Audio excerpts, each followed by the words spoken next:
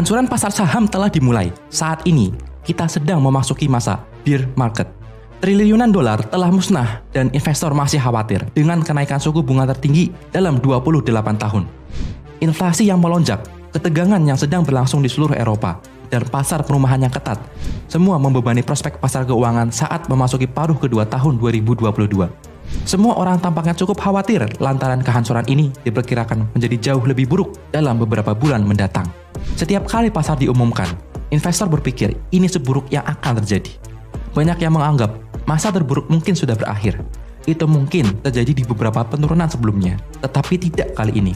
Kata para ahli, dengan gelombang aksi jual yang datang dan meningkatnya ketidakpastian tentang masa depan ekonomi yang menyebar di semua sektor pasar, banyak investor berjuang untuk memprediksi kemana arah harga saham selanjutnya. Akibatnya, situasi pasar yang bergejolak yang akan berlangsung sementara waktu. Bahwa meskipun ada rebound, akhirnya lebih banyak kerugian akan datang. Linda Garcia, pendiri Inlas We Trust, menyampaikan bahwa pasar membenci ketidakpastian. Kondisi ekonomi saat ini tidak dapat diperbandingkan.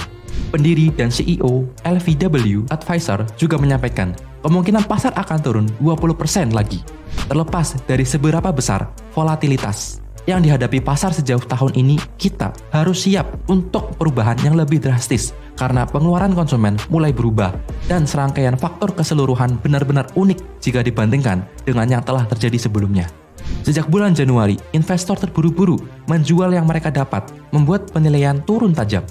Setelah mencapai puncaknya, di atas 30 kali pendapatan setahun yang lalu, kelipatan S&P 500 runtuh sekitar 40%, hampir menyamai ukuran kontraksi selama kehancuran 2020. Ini berarti bahwa koreksi terhadap penilaian sedang terjadi 3 kali lipat lebih cepat daripada pecahnya gelombang internet. The Fed telah mengguncang investor di seluruh dunia. Menurut Anthony, seorang ahli strategi pasar global, bersedia mendorong ekonomi ke dalam resesi untuk benar-benar mengendalikan inflasi. Itu sebabnya saham masih menghadapi risiko penurunan lebih tajam, bahkan setelah memasuki bear market. Meskipun S&P 500 sudah jatuh lebih dari 21% dalam 6 bulan pertama tahun ini, menandai semester pertama terburuk sejak 1970. Goldman memperkirakan indeks dapat mencapai 3.600 saat resesi dimulai. Pandangan yang juga dimiliki oleh pendiri Sean Asset Management Michael G. Burry yang baru-baru ini mencatat bahwa S&P 500 rebound terlalu cepat dan tidak proporsional dari kehancuran akibat krisis kesehatan pada tahun 2020 dibandingkan dengan kehancuran pasar lainnya. Dengan demikian, ahli memprediksi penurunan lebih dari 50% untuk beberapa bulan ke depan. Investor percaya bahwa pertemuan faktor-faktor yang merusak ekonomi telah mencapai puncak yang lebih tinggi pada tahun 2021 daripada krisis lainnya. Kejadian yang terjadi akhir-akhir ini merupakan sinyal bahwa kita mungkin saja akan menghadapi yang lebih buruk di kemudian hari.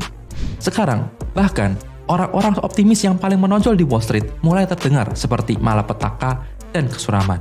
Faktanya, salah satu tokoh bullish paling terkenal di pasar, pendiri dan CEO ARK Innovation, Cathie Wood, khawatir tentang resesi ekonomi yang kita masuki saat ini. Kami pikir kami berada dalam resesi. Kami pikir masalah besar di luar sana adalah persediaan. Peningkatan yang belum pernah saya lihat sebesar ini dalam karir saya. Saya sudah ada selama 45 tahun. Kami salah dalam satu hal, dan itu adalah inflasi yang berkelanjutan seperti sebelumnya, kata Wood. Dalam skenario ini, kenaikan suku bunga dan normalisasi kebijakan uang yang cepat akan menyebabkan perusahaan, lembaga keuangan, dan pemerintahan masuk dalam kebangkrutan. Saat ini, perkiraan menunjukkan sekitar 20 triliun dolar telah hilang dari pasar sepanjang tahun ini. Dan saat aksi jual semakin cepat, kami akan terus mendapatkan lebih banyak berita buruk setiap harinya. Sekarang, tidak ada yang mendukung gelembung spekulatif yang menyebabkan valuasi saham meroket selama beberapa tahun terakhir dan penurunan ekonomi semakin cepat. Tidak ada harapan bahwa segalanya akan berbalik dalam waktu dekat. Aman untuk mengatakan bahwa para optimis sembrono di Wall Street tidak melihat ini datang sebelumnya. Hal-hal telah berubah dan sangat tiba-tiba. Dalam hal ini, banyak investor yang tidak bereaksi tepat waktu sekarang merasakan sakit yang luar biasa. Tapi lebih banyak rasa sakit datang untuk Wall Street dan ekonomi secara keseluruhan. Sekarang saatnya bersiap-siap untuk gelombang di depan. Pada suatu ketika, rumah tangga kelas menengah merupakan 65% dari populasi Amerika. Saat ini, kelas menengah bukan hanya minoritas, tetapi juga kehilangan pijakan secara finansial. Pada titik ini, kita semua tahu bahwa kelas menengah Amerika telah mengalami penurunan yang stabil. Pendapatan menyusut, kekayaan bersih pun turun. Namun, biaya hidup terus meningkat. Saat ini, jutaan pemilik usaha kecil sedang dicekik keberadaannya oleh tumpukan birokrasi dan perbajakan yang berlebihan. Sementara, jutaan pekerja kelas menengah telah dikirim ke negara lain yang melegalkan pembayaran upah sangat rendah. Sayangnya, mimpi Amerika atau American Dreams sekarang sekarat di depan mata. Tetapi kebanyakan orang Amerika tampaknya tidak peduli. Warga Amerika perlu mengetahui beberapa hal untuk sadar dan bangkit agar bisa memperbaiki keadaan yang terjadi. Saat ini, hampir setengah dari semua keluarga Amerika hidup di bawah 250% dari tingkat kemiskinan federal. Ini berarti 1 dari 5 keluarga usia kerja Amerika dan anak-anak hidup dalam kemiskinan. Menurut data yang dikumpulkan oleh proyek Hamilton, ambang batas kemiskinan federal bervariasi menurut ukuran dan komposisi keluarga, yang berarti keluarga dengan pendapatan yang sama tetapi berbeda komposisi rumah tangga dapat berada di posisi yang berbeda. Misalnya, untuk keluarga dengan 2 orang dewasa dan 2 anak, tingkat kemiskinan federalnya adalah $223 dan 250% dari FPL, Federal Poverty Level, akan menjadi $58.208. Setiap penurunan pendapatan yang dialami akan mendorong seseorang masuk dalam kemiskinan. Sebuah studi juga menunjukkan bahwa 1 dari 2 rumah tangga kelas menengah yang berjuang dipimpin oleh orang dewasa yang berpendidikan, setidaknya kuliah. Ini berarti 48% kelas menengah bawah memiliki gelar pendidikan namun masih mengalami penurunan pendapatan. Mempertimbangkan bahwa biaya untuk pendidikan sangat tinggi, sudah dapat diprediksi bahwa orang kelas menengah akan semakin kesulitan untuk memenuhi kebutuhan hidup maupun pendidikan. Biaya pendidikan naik sebesar 1.120% sejak 1978. Rata-rata jumlah hutang yang dimiliki oleh orang kelas menengah bawah adalah hutang pendidikan. Sekitar sepertiga dari kelompok kelas menengah bawah bergantung pada dukungan pendapatan dari program pemerintah. Salah satu program pemerintah yaitu SNAP mengklaim bahwa 2,1 juta orang kelompok kelas menengah bawah bergantung pada bantuan pemerintah ini untuk pemasukan tambahan. 40% anak dari kelompok menengah bawah mengalami kekurangan gizi, obesitas, ataupun keduanya. Lalu, 34% kelompok menengah bawah tidak dapat menyisihkan uang mereka untuk dana darurat sebesar $400. Biaya kesehatan, pendidikan, dan kebutuhan pokok merupakan fundamental kehidupan. Namun, kelompok menengah bawah tidak dapat terpenuhi seutuhnya karena pendapatan yang stagnan. Tetapi, biaya semakin hari semakin naik. Bahkan, meskipun dalam satu keluarga memiliki 2 orang yang bekerja, namun dalam 12 bulan terakhir, 34% dari mereka tidak dapat membayar uang sewa atau melunasi hipoteknya.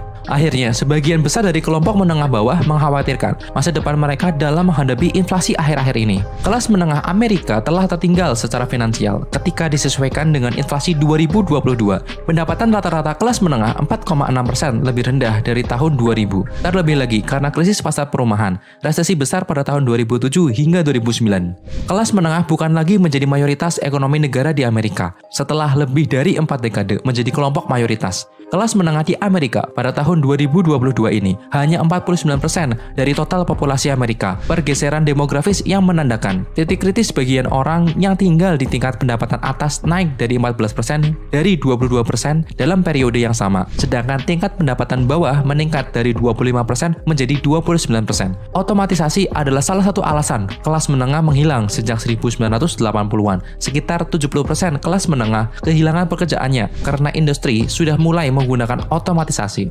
Outsourcing juga berkontribusi dalam penurunan jumlah pekerjaan manufaktur selama 10 tahun terakhir.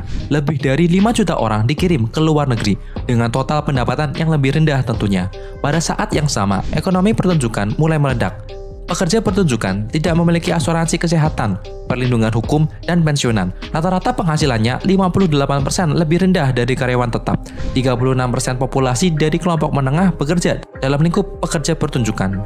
Usaha kecil dan bank usaha di Amerika juga mengalami penurunan yang meningkat beberapa tahun terakhir. Peraturan pemerintah dan pajak perlahan membunuh sebagian besar usaha kecil di Amerika. Pada bulan April, jumlah wira swasta di Amerika mencapai level terendah dalam 10 tahun terakhir. Hanya sekitar 8,22 juta orang wira swasta yang ada di Amerika. Meningkatnya harga perumahan juga menyebabkan penurunan tingkat kepemilikan rumah oleh kelompok kelas menengah, sedangkan kelompok kelas atas dapat dengan mudah memiliki rumah yang diimpikan. Kelompok kelas menengah harus menyisihkan sekitar 30% hingga 50% pendapatannya untuk membayar sewa rumah tinggalnya. Ketika keterjangkauan rumah dan sewa menurun, sekitar 200.000 orang memilih tinggal di mobil mereka atau meningkat sekitar 46% dari tahun lalu. Pada 2019, pengeluaran bulanan rata-rata hanya $3.300. Perumahan adalah biaya rata-rata terbesar di sekitar $1.784 per bulan, membuat 35% dari pengeluaran biasa. Selain itu, orang Amerika menghabiskan $610 untuk makanan per bulan. Biaya transportasi lebih dari yang disadari, banyak orang $819 per bulan. Sebagian besar disebabkan oleh kenaikan harga bahan bakar, dan pada Maret 2022, pengeluaran perawatan kesehatan rata-rata mencapai $431 per bulan. Karena banyaknya biaya hidup yang harus dipenuhi, kelas menengah tidak memiliki uang sisa untuk disisihkan. Pada bulan Juni, tingkat tabungan di Amerika mencapai titik terendahnya. Sampai kita mulai melakukan perubahan, kita akan terus mendapatkan hasil yang sama, dan kelas menengah akan semakin mengecil. Selama 1 dekade terakhir, rumah tangga kelas menengah resmi menjadi minoritas ekonomi di negeri ini.